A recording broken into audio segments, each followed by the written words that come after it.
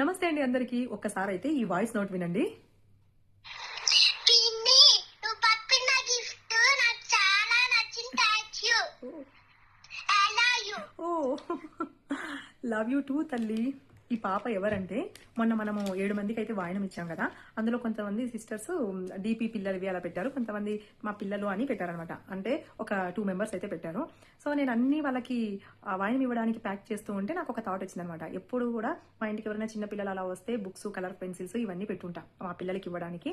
So నాకు ఒక thought వచ్చింది, అన్ని ప్యాక్ చేసాను. అప్పుడు గుర్తుకొచ్చి నా దగ్గర ఉన్న చిన్న గిఫ్ట్ ని పిల్లలకి పంపించాను అంతే. జస్ట్ చాలా స్మాల్ గిఫ్ట్ అంతే అండి, పెద్ద గిఫ్ట్ ఏం కాదు.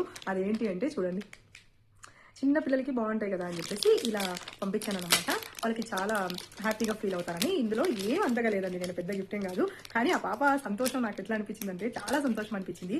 జస్ట్ ఇందులో ఒక పెన్ ఉంది, అలాగే ఒక పెన్సిల్, ఇది ఎరేజర్ అనమాట, ఇది మెండర్, ఇంతే ఉన్నాయండి. అండ్ ఇది స్కేల్. ఈ ప్యాక్ పంపించాను అంతే పాపకు.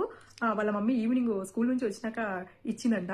సో చాలా సంతోషపడిపోయి పిన్ని thank you so much, love you అని పెడుతుంది. చాలా హ్యాపీ అనిపించింది ఆ పాప వాయిస్ వింటే.